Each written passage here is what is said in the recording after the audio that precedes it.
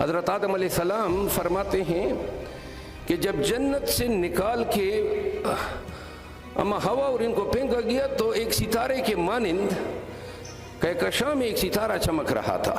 تو جبرائیل سے پوچھا, آپ کو علم ہے یہ بہت بڑی. پھر اسلام میں اب جن لوگوں نے تاریخ پڑھی ہے, خلفائے راشدین کے بعد امیوں کا زمانہ آتا ہے. حضرت امیر معاویہ اس کے بانی تھے, اس کے بعد اس کا بیٹا یزید, پھر معاویہ ثانی, پھر مروان بن حکم, پھر عبد الملک بن مروان, پھر ولید بن عبد الملک, پھر سلیمان بن عبد الملک, پھر ہشام بن عبد الملک, پھر حضرت عمر بن عبد العزیز, اور جاتے جاتے 38. پھر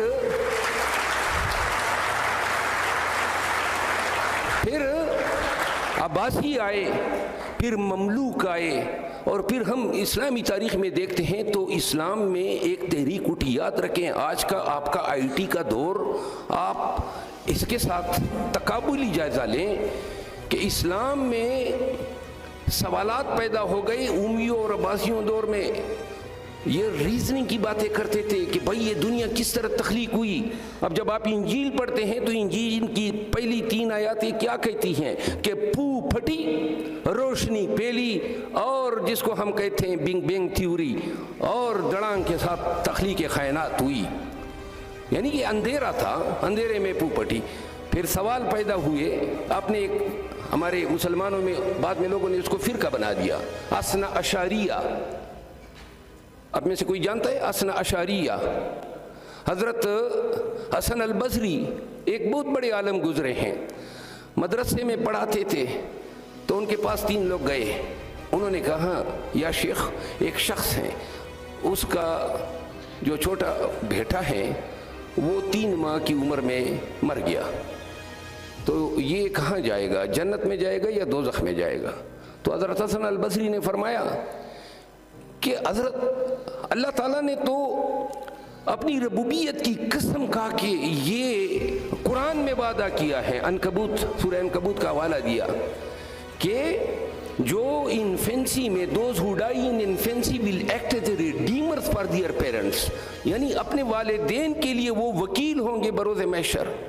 تو لہذا خود تو جنت جائیں گے, والدین کا بھی وسیلہ بنیں گے. دوسرا سوال, وہ دوسرا بیٹا ہے 30 سال کی عمر میں دنیا کے جہاں کے گند کیا, شرک کیا, قتل کیا, فساد کیا, فتنہ کیا, وہ کہاں جائے گا؟ انہوں نے کہا کہ اللہ تعالیٰ نے تو باقاعدہ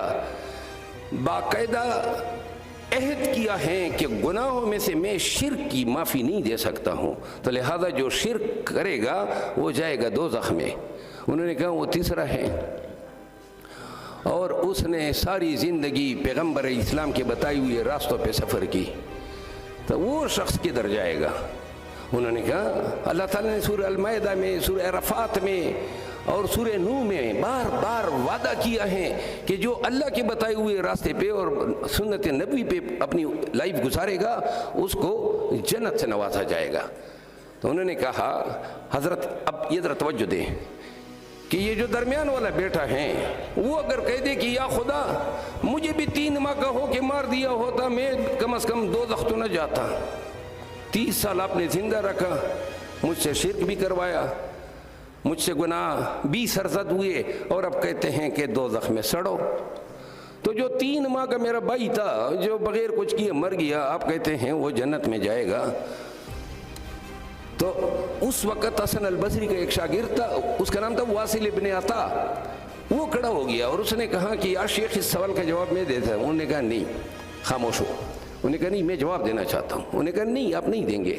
تو واصل ابن عطا کھڑا ہوا اور وہ نکل گیا مدرسے سے. تو جب وہ نکلا تو اس نے ایک فکرہ کہا اتذل انا, یعنی ہی سی سیڈ اٹ فرام اس, یہ ہم سے چلا گیا.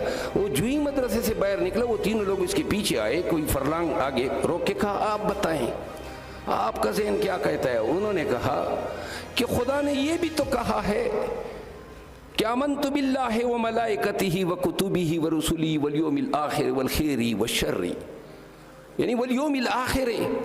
اللہ تو کہتا ہے نا کہ جب آپ کی ارواح یہاں سے چلی جاتی ہیں, جب تک یوم اخیرت نہیں آئے گی آپ کے اعمال کا میزان ہوگا ہی نہیں.